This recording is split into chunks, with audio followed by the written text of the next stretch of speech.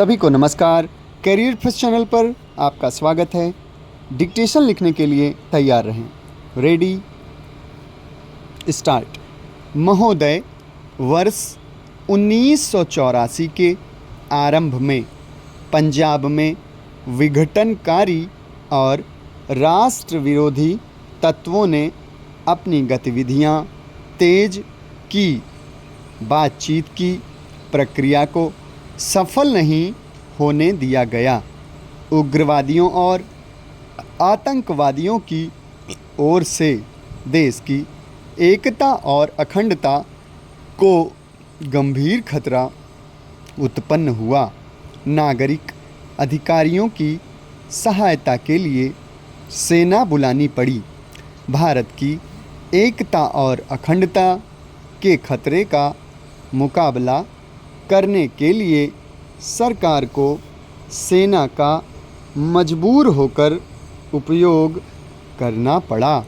अक्टूबर 1984 में हमारी प्रिय नेता प्रधानमंत्री श्रीमती इंदिरा गांधी की विश्वासघाती हत्या कर दी गई। किन परिस्थितियों में हत्या की गई, इनसे संबंधित तथ्यों की जांच के लिए एक जांच आयोग नियुक्त किया गया है।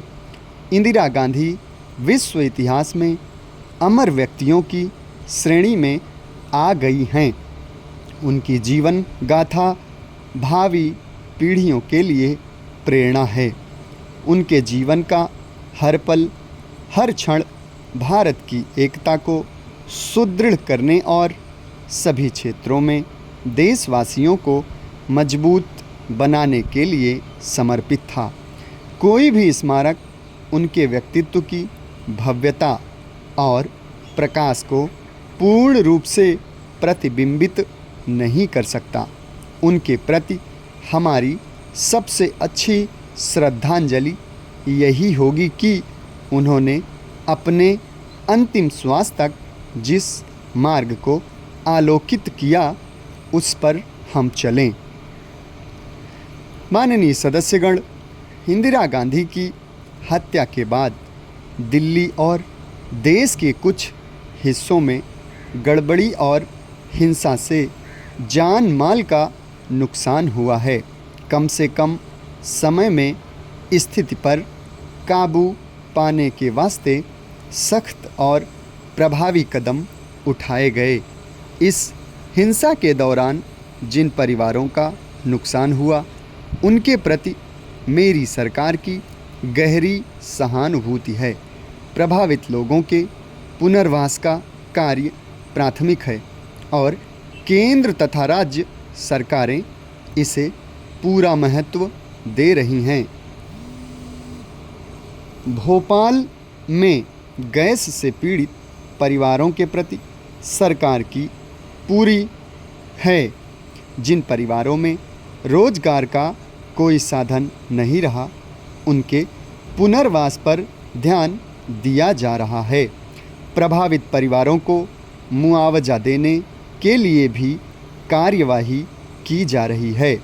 सरकार औद्योगिक संस्थाओं के स्थान और बचाव उपायों की पूरी जांच कर रही है ताकि दोबारा ऐसी भयानक दुर्घटना न हो। भारत की लोकतांत्रिक प्रणाली की परिपक्वता और शक्ति कांग्रेस संसदीय दल के नए नेता के रूप में श्री राजीव गांधी के व्यवस्थित चुनाव से प्रदर्शित हुई। लोकसभा के चुनाव अविलंब कराए गए। जिस निष्पक्षता और शांति से ये चुनाव हुए, उनका श्रेय हमारे देशवासियों की लोकतांत्रिक प्रतिबद्धता को जाता है। ये चुनाव भारतीय राष्ट्रीय पुनर्जीवन का प्रतीक हैं। समाप्त। धन्यवाद।